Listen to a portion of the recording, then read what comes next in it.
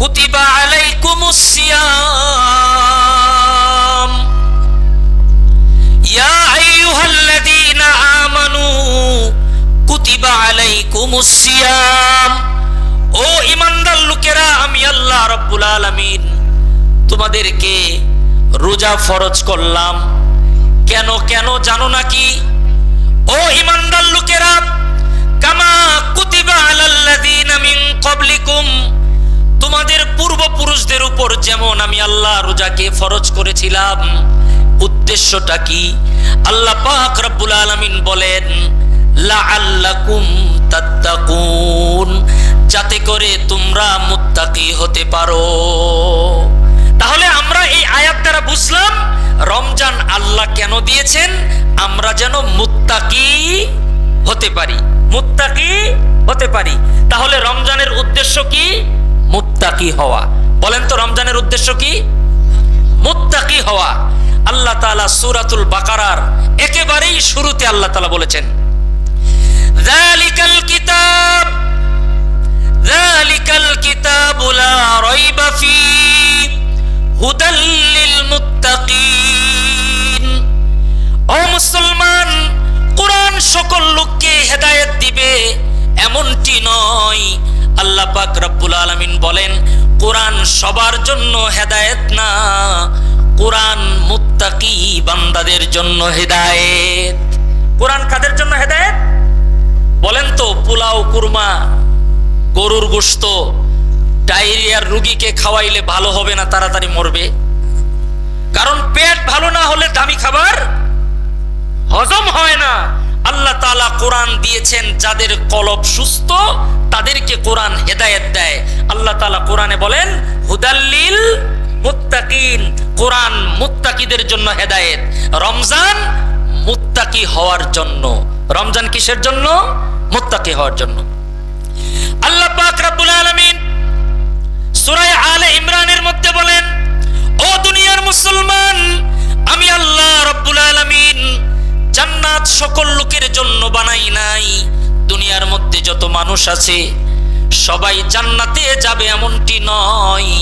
আল্লাহ তাআলা বলেন জান্নাতে কেবলমাত্র মুত্তাকি বান্দারাই আল্লাহর জান্নাতে যাবেন। আল্লাহ পাক রব্বুল আলামিন বলেন ওয়াসারিউ ইলা মাগফিরাতিম মির রাব্বিকুম ওয়া জান্নাতিন আরদুহাস সামাওয়াতু ওয়াল আরদ উইদ্দাত লিল মুত্তাকিন। আল্লাহ পাক রব্বুল আলামিন বলেন ও দুনিয়ার ঈমানদার মুসলমান, তোমরা আল্লাহ তাআলার কাছে ক্ষমার জন্য প্রতিযোগিতা করো। কেন কেন? তোমরা যদি আল্লাহর কাছে ক্ষমা নিতে পারো তাহলে আল্লাহ তাআলা তোমাদেরকে এমন একটা জান্নাত দিবে যেই জান্নাতের প্রশস্ততা আকাশ এবং জমিনের চেয়েও বেশি। আর এই জান্নাত কাদের জন্য? আল্লাহ তাআলা বলেন উইদ্দাত লিল মুত্তাকিন, এই জান্নাত আমি আল্লাহ কেবল মুত্তাকি বান্দাদেরকে দিব। তাহলে আমরা এই কোরআনের অংশগুলি দ্বারা বুঝলাম জান্নাত কাদের জন্য? মুত্তাকিদের জন্য। কোরআন হেদায়েত কাদের জন্য? মুত্তাকি বান্দাদের জন্য। রমজান আল্লাহ দিবেন কি জন্য? মুত্তাকি হওয়ার জন্য। এবার খুব সংক্ষেপে মুত্তাকি কাকে বলে এটা বুঝেন। মুত্তাকি ওই বান্দাকে বলা হয় যিনি তাকওয়া অবলম্বন করেন, যিনি তাকওয়া গ্রহণ করে তাকে কি বলা হয়? মুত্তাকি। তাকওয়া কি জিনিস? তাকওয়া এমন এক শক্তির নাম যেই শক্তি কেউ যদি অর্জন করে ওই শক্তি মানুষকে গুনাহ থেকে বাঁচাবে, গুনাহ থেকে বাঁচাবে। নবীজিকে জিজ্ঞেস করা হয়েছে তাকওয়া কি জিনিস? রাসূল বলছেন আত-তাকওয়া হা হুনা, আত-তাকওয়া হা হুনা। আরে তাকওয়া তো অন্তরের ব্যাপার, তাকওয়া অন্তরের মধ্যে থাকে। তাকওয়া কোথায় থাকে? অন্তরে। ও মুসলমান, খুব দিল দিয়ে বুঝেন।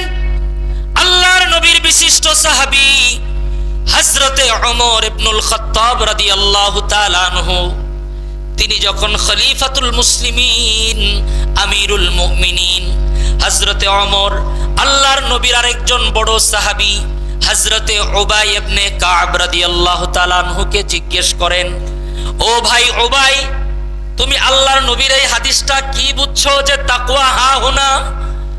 ও উবাই আমাকে বলো, তাকওয়া অন্তরের ব্যাপার, এই হাদিস দ্বারা তুমি কি বুঝছো? হযরতে উবাই ইবনে কাব বলেন, আমিরুল মুমিনিন খলিফাতুল মুসলিমিন, তাকওয়া কি আপনি বুঝেন না? আপনি তো বড় আলেম, আপনি তো অনেক জানেন। হযরতে ওমর বলেন, উবাই রে, আপনি তাকওয়া কি বুঝছেন আমাকে একটু বুঝান। হযরতে উবাই ইবনে কাব বলেন, আমিরুল মুমিনিন, আপনি কি আপনার জীবনে কোনোদিন চাদর আবৃত হয়ে কাঁটাযুক্ত জঙ্গলের মাঝখান দিয়ে কখনো হাঁটছিলেন নাকি? হযরতে ওমর বলেন, উবাই রে, জীবনে অনেকবার কাঁটাযুক্ত জঙ্গলার মাঝখান দিয়ে আমি হেঁটেছি। হযরতে উবাই বলেন, আমিরুল মুমিনিন খলিফাতুল মুসলিমিন, কাঁটাযুক্ত জঙ্গলের মাঝখান দিয়ে পথের মধ্যে হাঁটতে গেলে কেমনে আপনি হাঁটলেন? কাঁটা চাদরের মধ্যে লাগলো না কেন? হযরতে ওমর বলেন, উবাই রে, কাঁটাযুক্ত পথের মধ্যে যখন আমি হাঁটি তখন খুব সাবধানে চলি। যেখানে কাঁটা ডান দিকে হেলে আছে আমি বাম দিকে হেলে যাই, যদি কাঁটা বাম দিক থেকে হেলে থাকে আমি ডান দিকে হেলে যাই। যেখানে কাঁটা উঁচা জায়গায় সেখানে আমি মাথাটা একটু নিচু করে হাঁটি। এইভাবে ডানে বামে উঁচু নিচু হয়ে হাঁটি যাতে করে কাঁটা আমার চাদরের মধ্যে না লেগে যায়।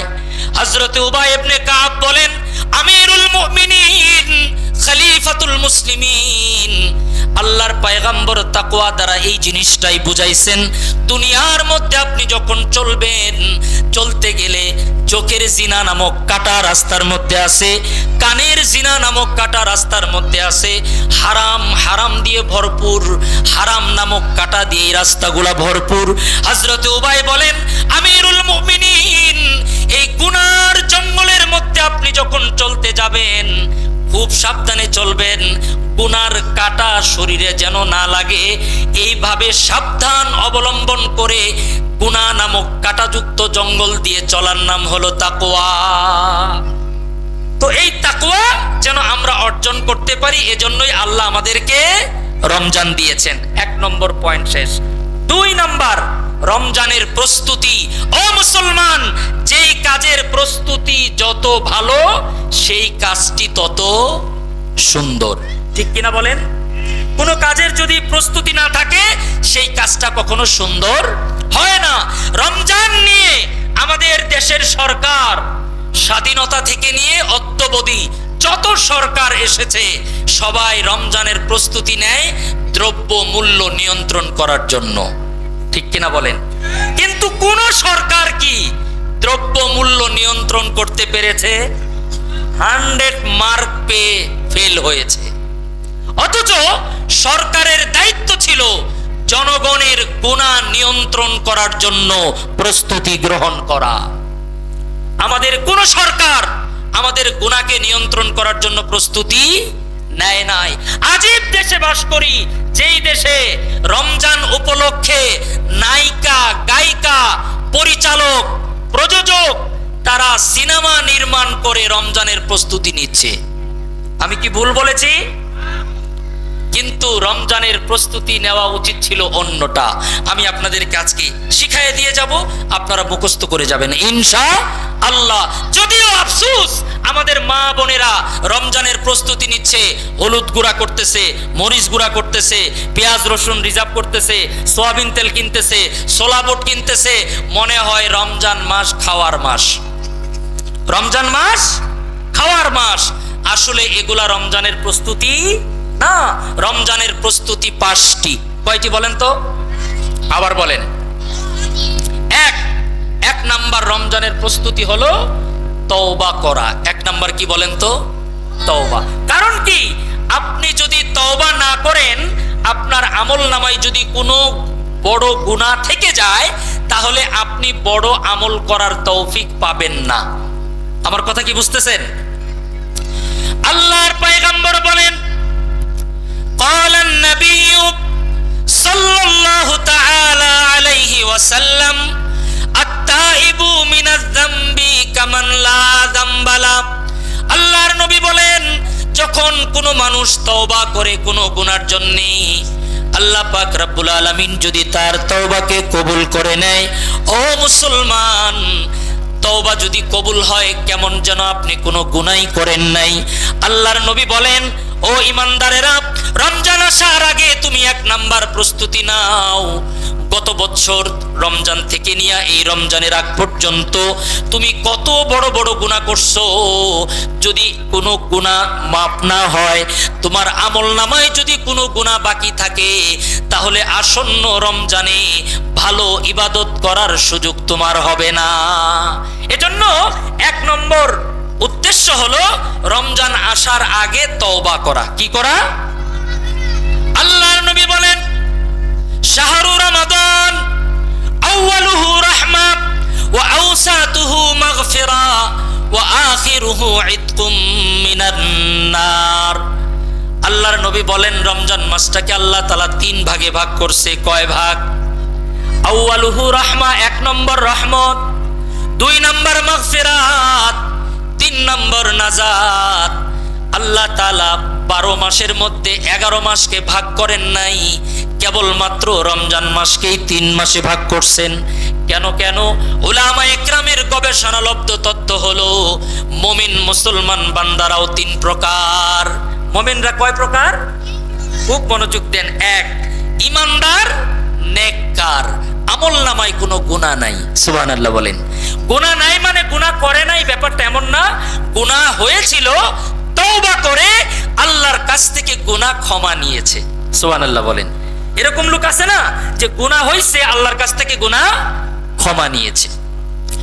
আল্লাহর পয়গম্বরের এই হাদিসের ব্যাখ্যায় মুহাদ্দিসিনরা লিখেন, আল্লাহর ওই সমস্ত ঈমানদার বান্দা যাদের আমলনামায় কোনো গুনাহ নাই, শুধু নেক আর নেক, মাঝে মধ্যে গুনাহ হয়, আল্লাহর কাছে মাপ নিয়ে নেয়, গুনাহ আমলনামায় রয় না। রমজানের প্রথম দিন যেহেতু ওই বান্দার আমলনামায় কোনো গুনাহ নাই, ও মুসলমান, দিল দিয়ে কথাটা বোঝার চেষ্টা করেন। মুহাদ্দিসিনরা লিখেন, ওই ঈমানদার নেককার বান্দা যেহেতু গুনাহ নাই, রমজানের প্রথম দিন থেকে আল্লাহ তার উপর রহমত নাজিল করেন। এই জন্য আল্লাহ পাক রব্বুল আলামিন তার নবীর মাধ্যমে জানায় দিলেন, রমজান মাসের প্রথম দশক হলো রহমতের 10 দিন।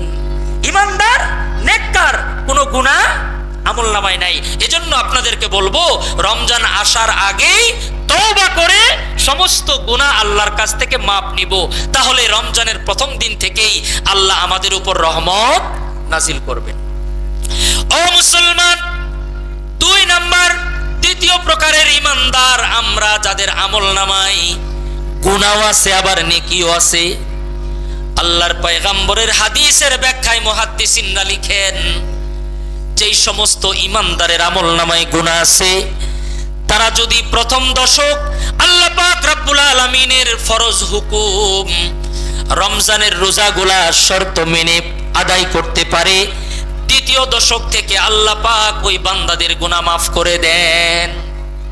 এই জন্য আওসাতুহু মাগফিরা, দ্বিতীয় দশক মাগফিরাত, তৃতীয় দশক ইতকুম মিনান নার। আল্লাহর নবী বলেন, তৃতীয় দশক জাহান্নাম থেকে মুক্তি দেওয়া হয়। ও মুসলমান, এমন অনেক বান্দা দুনিয়ার মধ্যে আছে যাদের আমলনামায় গুনাহ আর গুনাহ, নামাজ পড়ে না, মিথ্যা কথা বলে, হারাম খাবার খায়, গুনাহ করতে করতে নামটা জাহান্নামীদের খাতায় লিখে ফেলেছে। আল্লাহ পাক রব্বুল আলামিন ওই সকল গুনাহগার ঈমানদার বান্দা যাদের আমলনামায় একটা নেকিও ছিল না, শুধু গুনাহ আর গুনাহ, জাহান্নাম ছাড়া কোনো পথ ছিল না, আল্লাহ পাক রব্বুল আলামিন ওই সকল গুনাহগার ঈমানদার বান্দাদেরকে প্রথম দশক এবং দ্বিতীয় দশক এই 20টা দিন আল্লাহ তাআলা তাদেরকে পর্যবেক্ষণ করেন। যদি ওই গুনাহগার বান্দা এই 20টা রোজা যদি ঠিক মতো রাখতে পারে, আল্লাহ পাক রব্বুল আলামিন নবীর মাধ্যমে জানায় দিলেন, ওই গুনাহগার যার নাম জাহান্নামীদের দপ্তরে ছিল। 20টা রোজা হক আদায় করে রাখার পরে আল্লাহ পাক ওই জাহান্নামী বান্দাগুলাকেও মাফ করে জান্নাতীদের খাতায় লিখে নেন। এই জন্য শেষ দশক হলো ইতকুম মিনান নার। তাহলে আমরা রমজানের 1 নম্বর প্রস্তুতি কি নিব? তওবা। 1 নম্বর প্রস্তুতি কি? তওবা। 2, রমজান মাসে এমন একটি রাত আছে যেই রাতে আল্লাহ তাআলা নরমালি সমস্ত মানুষদেরকে মাফ করে দেয়। সুবহানাল্লাহ। 4 প্রকারের অপরাধী ব্যতীত। কয় প্রকার? একটু খেয়াল করে শুনেন, মনে রাখেন। কয় প্রকার? 4 অপরাধী ব্যতীত সবাইকে আল্লাহ মাফ করে দেয়। একটা উদাহরণ বলি, ভালো বুঝবেন। মনে করেন সরকার ঘোষণা দিল যে মাদকের মামলা, এরপরে অস্ত্র মামলা, নারী ধর্ষণ মামলা, হত্যা মামলা, এই 4 প্রকারের আসামি ছাড়া যত আসামি জেলখানায় আছে এই 27শে রমজানে মাফ, সবাইকে ছেড়ে দেওয়া হবে। এটা একটা বিরাট ব্যাপার না?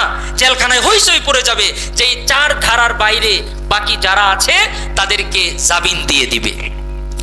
আল্লাহর নবী বলেন, ও মুসলমান, খুব দিল দিয়ে বুঝেন, লাইলাতুল কদরের রাত্রিতে আল্লাহ রাব্বুল আলামিন দুনিয়ার সমস্ত মানুষকে সাধারণ ক্ষমা করে 4 প্রকারের লোক ব্যতীত।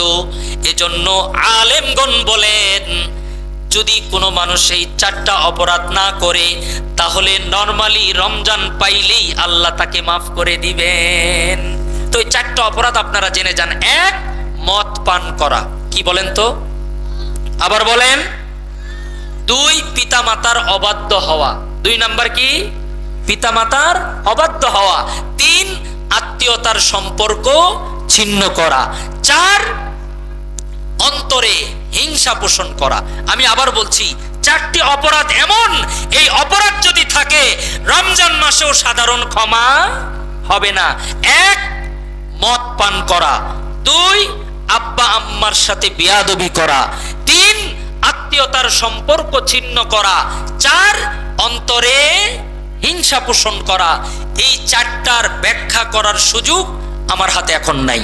আমি শুধু আপনাদেরকে বলবো, এই 4 শ্রেণীর অপরাধী ব্যতীত নরমালি আল্লাহ তাআলা রমজান মাসের 27 তারিখের রাত্রিতে সবাইকে মাফ করে দেয়। এই জন্য একজন বুদ্ধিমান মুসলমানের কাজ হবে রমজান আসার আগেই 2 নম্বরের প্রস্তুতি নেওয়া।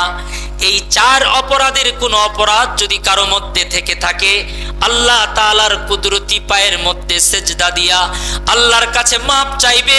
আয় আল্লাহ, আমি বুঝতে পারি নাই, শয়তানের ধোঁকায় পড়ে মাদক সেবন করেছিলাম। আল্লাহ গো, আপনার কুদরতি পায়ে ধরে মাপ চাই, আর জীবনে মদ পান করব না। তওবাতান নাসুহা করতে হবে। আব্বা আম্মার সাথে বেয়াদবি করলে আজই বাসায় গিয়ে মা বাবার পা ধরে ক্ষমা নিতে হবে। আব্বা আম্মা বেঁচে না থাকলে আল্লাহ তাআলার মাধ্যমে ক্ষমা নিতে হবে। আত্মীয়তার সম্পর্ক ছিন্ন করে থাকলে তওবা করে পুনরস্থাপন করতে হবে। অন্য কোনো মানুষের প্রতি আপনার অন্তরে যদি হিংসা থাকে তাহলে ওই লোকটার জন্য আপনি দোয়া করেন, আল্লাহ, যার ব্যাপারে আমার অন্তরে হিংসা হয় ওই লোকের জন্য আপনার কাছে দোয়া করি, আল্লাহ গো, তার নিয়ামতগুলো আপনি আরো বাড়ায় দেন। এই দোয়াগুলি করলে হিংসা দূর হয়ে যাবে। তাহলে ইবাদত কম করলেও এই 4 অপরাধ না থাকলে রমজান মাসে এমনি আল্লাহ ক্ষমা করে দিবেন। তাহলে 2 নম্বর প্রস্তুতি কি? নিজেকে সাধারণ ক্ষমার উপযুক্ত করা। নিজেকে সাধারণ ক্ষমার উপযুক্ত করা। 1 নম্বরে কি বলেছি? তওবা করে রোজা আসার আগেই আল্লাহর কাছ থেকে গুনাহ ক্ষমা নেওয়া। 3 নাম্বার। কয় নাম্বার?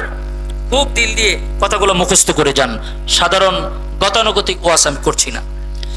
আল্লাহর পয়গম্বর বলেন, ও মুসলমান, গত রমজানে যদি আপনার ভুল ক্রমে অসুস্থতার কারণে, অন্য কোনো কারণে 1টা 2টা 3টা 5টা রোজা যদি আপনার ছুটে গিয়ে থাকে, এই রমজান আসার আগেই আপনি রোজাগুলাকে কাজা করে নেবেন।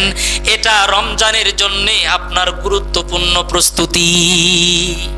কারণ গত বছরের রোজা আপনার এখনো কাজা আছে, তাহলে বোঝা গেল আপনার রোজা এখনো কবুল হয় নাই। এজন্যে এই শাবান মাসের মধ্যেই যে কোনো মূল্যে গত বছরের কোনো কাজা রোজা থাকলে সেটাকে কি করতে হবে? আদায় করতে হবে। এটা কয় নাম্বার? 3। খুব খেয়াল করেন। 4 নম্বর প্রস্তুতি। কয় নাম্বার? 4 নম্বর। আল্লাহর পয়গম্বরের হাদিস থেকে উলামায়ে কেরামের গবেষণালব্ধ তথ্য হলো, রমজান মাস আসার আগে রমজানের ফাজাইল এবং মাসাইল শিক্ষা করা। কেন যখন রমজান এসে যায় তখন লোকেরা তাড়াহুড়া করে গিয়া বলে, হুজুর আমার তো ডায়াবেটিস আছে, রমজান মাসে আমার ব্লাড টেস্ট করতে হয়, সুগার পরীক্ষা করতে হয়, রোজা অবস্থায় কি আমি ব্লাড দিতে পারবো নাকি, ইফতারের আগে আমি ইনসুলিন নিতে পারবো নাকি। এই মাসালা নিয়ে ওই রমজান মাসে টানাটানি করার দরকার নাই। আপনি রোজার আগেই আপনার যা যা প্রশ্ন এগুলা কলমে লেখেন, নোট করেন। মসজিদের ইমাম, মাদ্রাসার মুহতামিম, আলেম ওলামাদের কাছে গিয়া যেই মাসআলা আপনার প্রয়োজন সেগুলা দ্রুত আপনি শিক্ষা করে নেন। এটা রমজানের 4র্থ প্রস্তুতি। মনে থাকবে? 5 নাম্বার। কয় নাম্বার? 5 নাম্বার প্রস্তুতি। খুব দিল দিয়ে বুঝেন।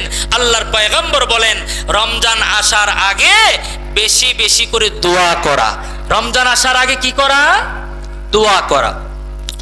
আল্লাহর পয়গম্বর যখন রজব মাসের চাঁদ উঠতো বিশ্বনবী পড়তেন, আল্লাহুম্মা বারিক লানা।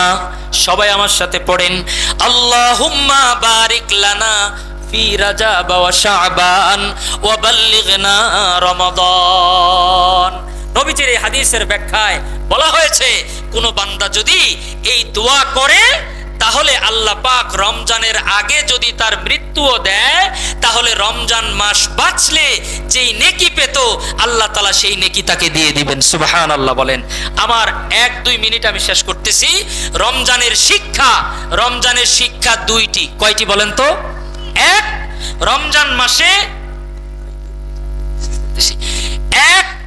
রমজান মাসে ক্ষুধার্ত থেকে এই ক্ষুধার যন্ত্রণা, তৃষ্ণার যন্ত্রণা উপলব্ধি করে গরিব, দুঃখী, অসহায় মানুষদের কষ্ট বুঝে তাদেরকে সাহায্য করা। এটা হলো রোজার থেকে 1 নম্বর শিক্ষা। 2 নম্বর হলো, রমজান মাসে যেভাবে আপনি গুনাহমুক্ত জীবন কাটাইছেন ঠিক রমজানের বাহিরেও গুনাহমুক্ত জীবন কাটানোর জন্য আপ্রাণ চেষ্টা করা। আল্লাহ পাক রব্বুল আলামিন আসন্ন রমজানের উদ্দেশ্য মুত্তাকি হওয়া। রমজানের প্রস্তুতি 5টি।